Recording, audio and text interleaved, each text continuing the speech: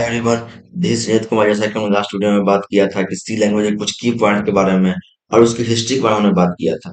आज हम बात करने वाले हैं कि सी लैंग्वेज में वेरिएबल क्या होता है, कांस्टेंट क्या होता है, स्पेसिफायर क्या होता है, डेटा टाइप्स क्या होते हैं। इन सभी के बारे में आज हम डिस्कस करने वाले हैं और कौन कौन सा रूल है जिसके हेल्प से हम सी लैंग्वेज में कोडिंग करते हैं। तो बिना टाइम वेस्ट किए चलिए शुरू करते हैं। तो सबसे पहले हम बात करते हैं कि वहाँ वेरिएबल क्या होता है। तो वेरिएबल एक तरह का डब्बा होता है, एक तरह का ब्लॉक होता है जिसके अंदर हम वैल्यू को स्टोर कराते हैं।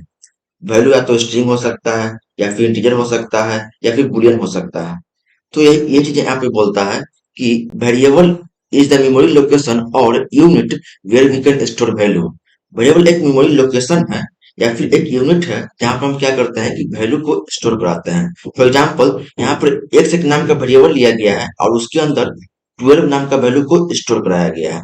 तो एक्स आपका वेरिएबल हो गया और 12 उस एक्स के अंदर वैल्यू को स्टोर कराया जा रहा है, यानी कि 12 वैल्यू हो गया आपका।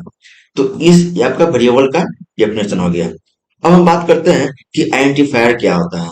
तो आइडेंटिफायर किसी भी चीज का नाम को हम कहते हैं। सपोज जैसे कि मेरा नाम संजीत है, तो किसी को हमको ढूंढना हो तो मेरे नाम से ढूंढना पड़ेगा उसको।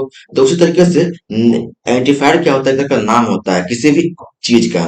फॉर एग्जाम्पल, जैसे कि एग्जाम्पल में वेरिएबल नेम हो गया, वेरिएबल का नाम हो सकता है, फंक्शन का नाम हो सकता है, सी लैंग्वेज की बात करते हैं हम तो फाइल का नाम हो सकता है। तो ये सब नाम हो सकते हैं। किसी को कॉल करना हो तो हम उसके नाम से ही कॉल करेंगे। वेरिएबल कॉल करना हो तो हम उसके वेरिएबल नेम से कॉल करेंगे। फंक्शन में कॉल करना हो तो उस फंक्शन कुछ नाम होगा, उस नाम से हम कॉल करेंगे उसको।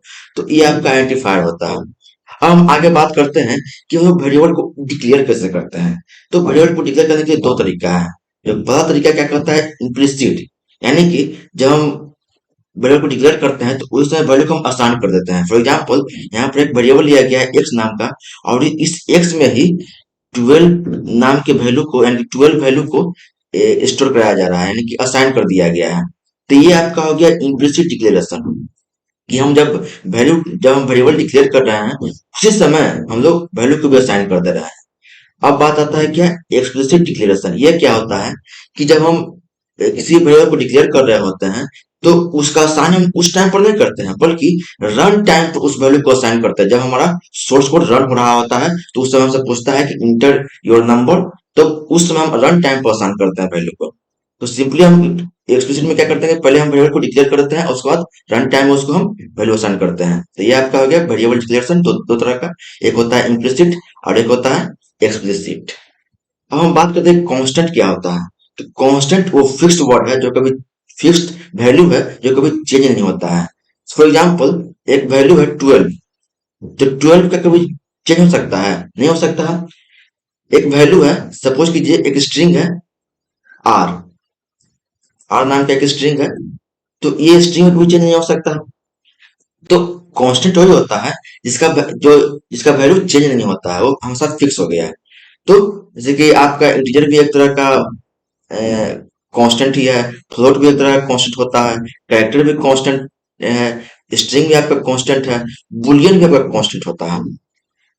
तो ये हम बात कर लें कांस्टेंट के बारे में। अब हम बात करते हैं कि डेटा टाइप्स क्या होता है।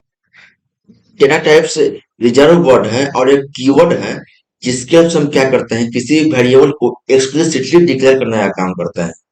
तो ये हमको बना बनाया मिलता है डेटा टाइप्स। कुछ ऐसे टाइप्स होते हैं जो हमको बना बनाया मिलता है, कुछ ऐसे डेटा टाइप्स होते हैं जिसको हम बनाते हैं से। तो क्या कहता है कि data types are the reserve words और keywords that can be used for declaring variables explicitly. आगे क्या बोलता है, data types assures the size of memory. ये डेटा टाइप्स क्या करता है कि हमारे मेमोरी के अंदर किसी भी वेरिएबल को जब हम डिक्लेयर करते हैं, उसका कुछ टाइप होगा, यानी कि वो इंट हो या फिर फ्लोट होगा। तो वो वेरिएबल हमारे मेमोरी के अंदर कितना स्पेस ले रहा है, ये एश्योर करता है, यानी कि ये बताता है। कौन, डेटा टाइप्स बताते हैं हमें। तो कुछ टाइप्स होता है इस डेटा टाइप्स का भी। क्या क्या होता है, तो जो फर्स्ट टाइप्स होता है वो क्या होता है, बेसिक टाइप्स होता है, जिसको हम लोग प्री डिफाइंड टाइप्स हम बोलते हैं। इसके अंदर क्या आता है, इंट, फ्लोट, इंट, लॉन्ग, कैर, फ्लोट, डबल, शॉर्ट। ये इसके टाइप्स, ये इसके बेसिक टाइप्स हैं। इंट होगा, यानी कि जब हम इंट टाइप का वेरिएबल डिक्लेयर करेंगे तो वो मेमोरी के अंदर 2 बाइट स्पेस लेगा। जब हम लॉन्ग टाइप के वेरिएबल को डिक्लेयर करेंगे तो वो हमारे मेमोरी के अंदर 4 बाइट का स्पेस लेगा। जब हम इस तरीके से हम फ्लोट डिक्लेयर करेंगे तो 8 बाइट लेगा, डबल डिक्लेयर करेंगे तो 1 बाइट लेगा, शॉर्ट डिक्लेयर करेंगे तो 2 बाइट लेगा। तो ये इसका फर्स्ट टाइप हो गया।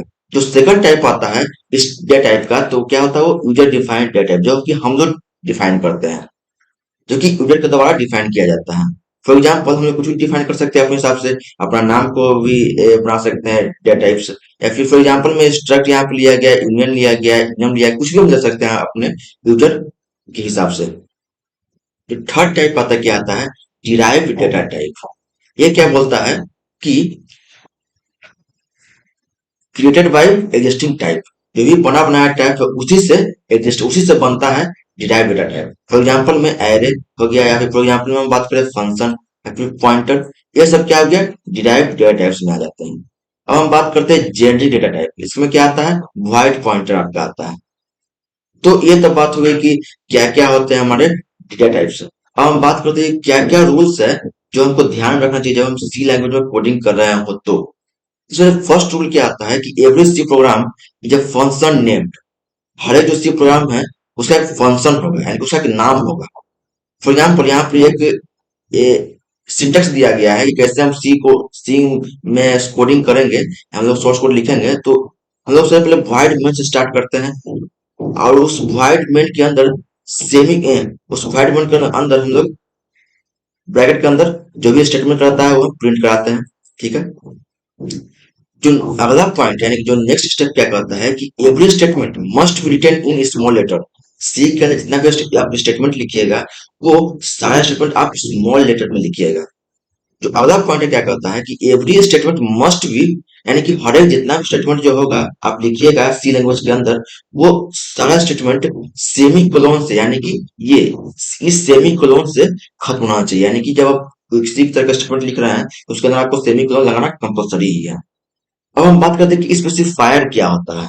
जो स्पेसिफायर क्या है, it is a way to tell the compiler what type of data is in variable during taking input using scanf or printing using printf। तो क्या कहता है कि स्पेसिफायर एक जरिया है कंपाइलर को ये बताने का कि वेरिएबल के अंदर जो डेटा है उसका टाइप क्या है। ये बताने का काम कौन करता है, स्पेसिफायर करता है। जैसे कि हमने कोई भी वेरिएबल डिक्लेयर किया तो उसका कुछ टाइप होगा, इंट होगा, फ्लोट होगा, उसका टाइप कुछ टाइप होगा। तो उस टाइप को बताने का काम स्पेसिफायर के थ्रू हम लोग करते हैं। तो जब हम स्कैनफ यूज करते हैं तो इस स्पेसिफायर का यूज किया जाता है। जब किसी को हम प्रिंट कर रहे होते हैं तो हम इस स्पेसिफायर को यूज करते हैं। तो कुछ इंपॉर्टेंट स्पेसिफायर क्या क्या है, तो परसेंट जी, जब हम इन टाइप का डेटा को जब हम बताते हैं कंपाइलर को तो हम परसेंट डी का इस्तेमाल करते हैं। लॉन्ग टाइप डेटा को जब हम बताते हैं तो परसेंट एल डी का इस्तेमाल करते हैं। जब फ्लोट रहता है तो परसेंट एफ का इस्तेमाल करते हैं। जब डबल रहता है तो हम परसेंट एल एफ का यूज करते हैं। जब कैरेक्टर रहता है तो हम परसेंट सी का यूज करते हैं। जब स्ट्रिंग रहता है तो हम परसेंट एस का यूज करते हैं। तो ये सब स्पेसिफायर के कुछ टाइप्स हैं जिनको कि हमें जानना बहुत ज्यादा जरूरी है। इसका भी बहुत ज्यादा यूज होता है हमारे सोर्स कोड के अंदर, यानी जब हम सोर्स कोड लिख रहे होते हैं तो इन सब का यूज बहुत ज्यादा स्तर पर होता है। तो ये हमारा हो गया, यहीं तक हम आज खत्म करते हैं। अगले वीडियो हम समझेंगे कि कुछ प्रोग्राम लेंगे और उस पर कुछ कोडिंग करेंगे हम। तो आज के लिए इतना ही। Keep learning. Thank you.